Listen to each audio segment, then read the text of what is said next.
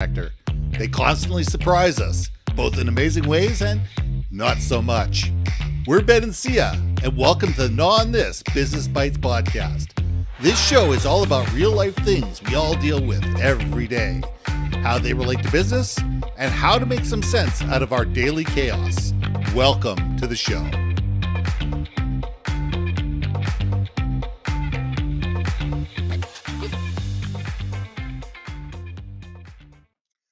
Welcome back to another episode of Gnaw on This Business Bites. I'm Ben, this is Syya, and here's a question for you. Are we afraid of conflict? Are we afraid of conflict?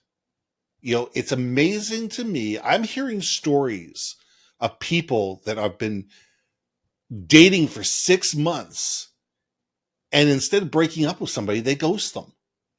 Or they break up over a text. Or people that are so, worried about the fact that they weren't going to get a job that they just stop coming to work and go work somewhere else. Are we so afraid of what somebody may say or what somebody may do that we just run away from conflict and would do anything not to have that conflict in our lives? So, Syya, let's gnaw on this. Oh, guilty as charged. I hate conflict like a mofo.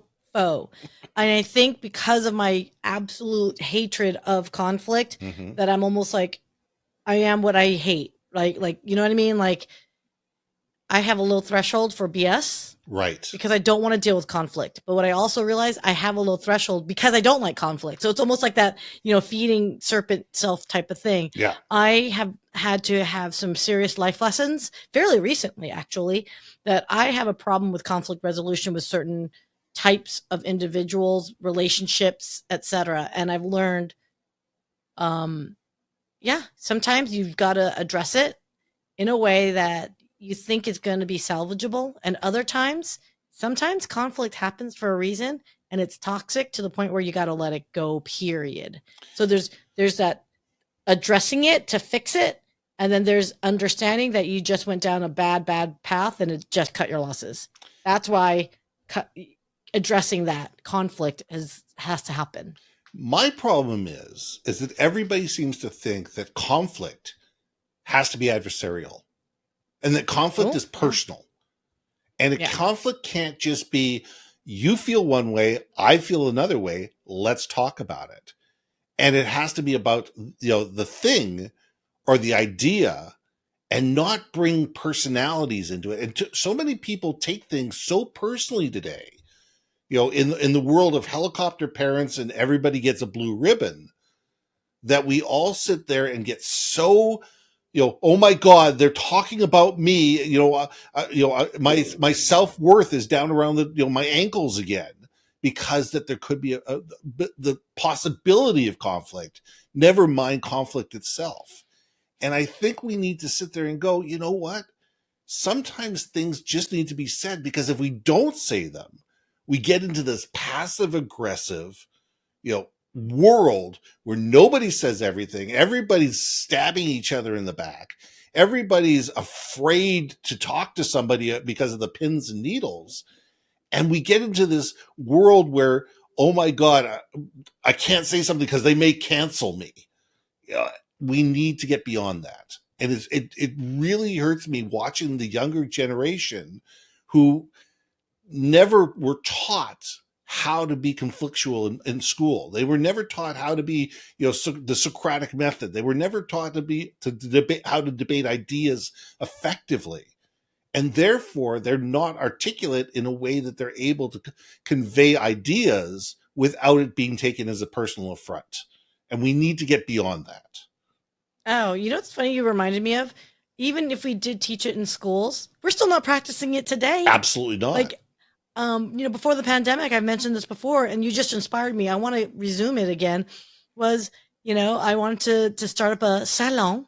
Like, if you remember, back in the day, we'd all get together in someone's living room and argue, debate, have constructive comments, probably have some good knockdown, drag out fights. But you know what, though? There's still respect at the base of it all, right? Which is, we may not agree with a topic, right? You like the color pink and I prefer the color blue, right? Like whatevs. But you know what? How'd you know I like Maybe at pink the end of better the than blue? conversation.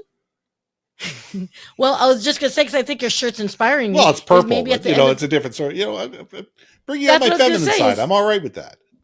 well, what I was gonna say is you like pink, I like blue, and then maybe at the end of the conversation we like purple. There we go. And do you like how I tied that There we back go. in You with tied you it and all what you're wearing? together. So I mean, but that's the whole thing is that like with conflict, I think conflict arises oftentimes when there's that closed door. Yes. When you're not wanting to receive a differing an opinion, or you're afraid for whatever reason of getting a feedback that you've somehow failed as a recipient of it, right? Or you're afraid to give that constructive feedback because you're going to be thought of as an a-hole for giving it, right? So yeah, that is a lot of discussion that I know. A girlfriend that I've met here on LinkedIn, Leslie Neidick. We probably should have had her. Like, I know we don't do guests, but Leslie will have like a comment or two on this. Okay. I know Leslie. I know you will. Shout out to Leslie. Leslie, she's a conflict strategist. Yep. She literally consults with clients to talk exactly about those types of situations. For example, if I may, a particular female that I know and very close and dear with had a boss from hell. And when I say boss from hell, not her actual boss, it was a client. Right. So she worked on a project for a client on site at their facilities. And whoever this office manager person was hated this individual for whatever reason. And they made their lives a living hell. So I thought, hey, Leslie, I need to ask your advice. So let me ask you this is like, what if you're in a situation where there's like a power imbalance and that person's just a pooper scooper? Like, how would you address that then? I mean, that's the problem when you have inadequacies of dynamics. And the problem is you need to sit there and say, who is the other person? You know, who is the other person? And do they have this overwhelming need to be correct? There are people that have an overwhelming need to be correct, and they would rather cut off their own toes than be proven incorrect. And, you know, we all know those people. There's not, you know, I don't know a lot of them, but I do know those people that the world is black and white. There are no shades of gray. There is either I'm right and you're wrong, or the world is coming to hell in a handbasket. The trick 100%. is, and I just got a quote about this. Sometimes you have to learn. It says, sometimes you have to allow these people to be wrong. Sometimes you have to allow these people to be wrong. And sometimes you have to sit there and say, fine, no problem. That's the way you want to do it. I advise that we do this, but you know what, Mr. Client, that's fine.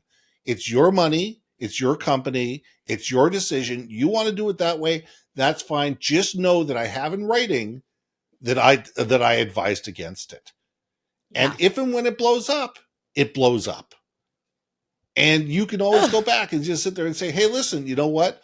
I advised against this. You decided to move forward with it. The decision was yours, and these are the ramifications. And it's a matter of taking it almost from an antiseptic point of view to sit there and say, you know what? That's fine.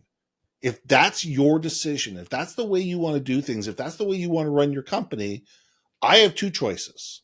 I can take your money and I can do the best job I can, and I'm going to be as professional as I can, or I can walk away. Those are your two choices. You cannot control how other people act. You can only control how you react. Ding, ding, ding, ding. And I think that we need to get to that in the world, to sit there and say, just because somebody decides this my way or the highway, and if you're doing it, then you're wrong. Okay, we'll see how it turns out. Or, you know what? I think I'm the wrong vendor for you. I'm sorry. I'm more than happy to introduce you to somebody who might be more along your lines. I think that we should, end our relationship to move forward. And I've done that. I did that with a $250,000 client. I had a $250,000 client that just would not move off something, would absolutely not move off something. And to me, it was unethical. And it was an ethical point of view. And I said, look, to me, this is an ethical barrier. I can't do this, for legal reasons, for ethical reasons, for whatever. I'm not willing to do this. And I'm sorry, our relationship ends today.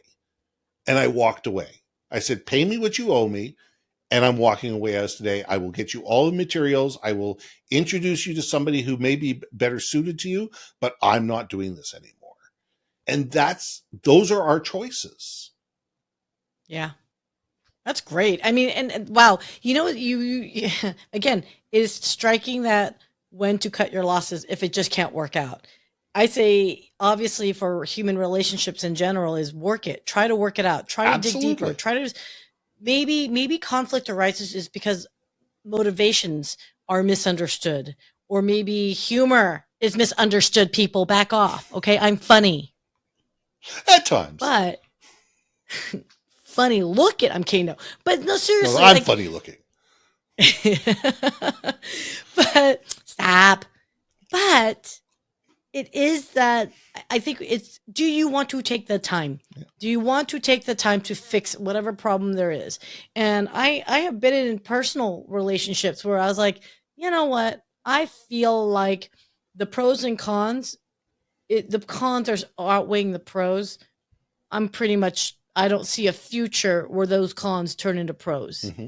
And my lack of desire to try to change that forced me to really accept the fact that, you know what, maybe this decision is because you no longer want to be part of it, right? So maybe you are maybe the toxic part of that side of the equation, and you're just like, you know what, I'm done, I'm good. Yeah. And own it that you contributed to this relationship not working out well either, mm-hmm. right? And none of us are perfect. None of us are 100% right or 100% wrong. No, right. It's just, but again, it's you got to go with what's good for you, what's safe for you in your mind eye, that's going to keep you whole. But I will say, if you find that every single close relationship you ever have falls apart, business relationships falls apart, or there's constant turmoil, then you really need to look towards yourself. You need to look inside. Puck is going on. You need to look inside. I'm a big believer of asking people, what is your motivation behind this? And what does good look to you? And what does great look to you? And why? And if you can understand what's their motivation for feeling the way that they do, or for acting the way that they do, or the decisions that they're making, you can have a far clearer idea if this is something you want to pursue, if this is not my monkey, not my circus, or if this is just something to walk away from completely. But I think if you could take the time and understand, why are you deciding this way? What's your motivation? What's your end game? What are we trying to achieve, and what is achieving that enable you to do? If you can get clear on what their motivations are, you can either sit there and say, well, what about this instead? Oh, that would work. Or, no, it's got to be this or nothing. Okay, I can't do that. Maybe we just shake hands and walk away. And I think that we need to be able to take the time and make the effort to not dig our heels in, but first understand what is their motivation and what's their end game. And then you can decide and say, okay, wait a second here. This doesn't work for me. Let's just shake hands and move on. I think there's some wisdom in that. And I think, like I said, there's wisdom to accept your losses, call it a learned lesson, mm-hmm. right? And there's other times where it's like, no, I'm going to fight for this. We're going to fight. We're going to power through this. It's going to be unpleasant. And I think you just made me think of like how many folks are going through divorces right now, mm-hmm. or are separated or reevaluating, right?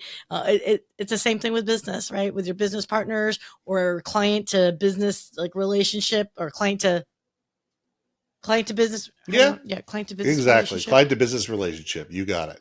Oh man. You're making me think hard. No, you're right. We'll let you go with that.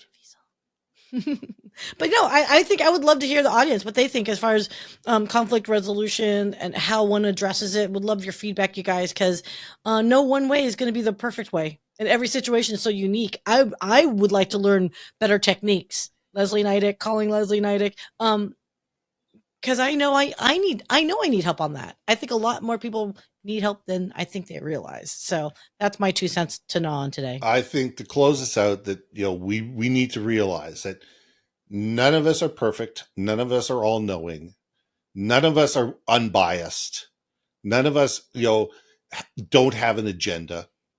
We all have things that we think are right and things are wrong based on where we've come from, where we are, what we believe, what we've learned, and our experiences.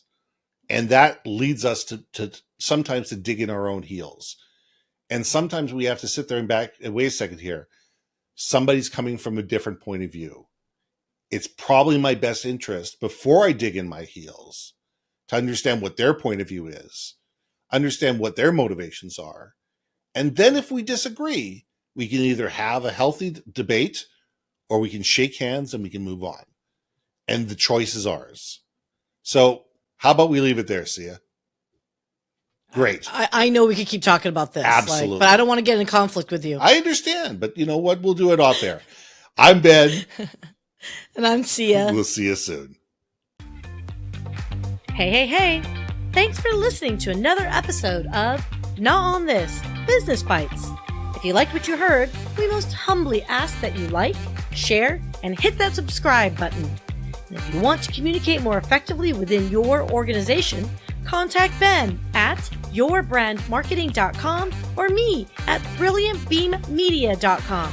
We can help you build your community, brand awareness, and personality through digital content and podcasting. We cannot wait to hear from you. So see you next week for another episode of Gnaw on This, Business Bites.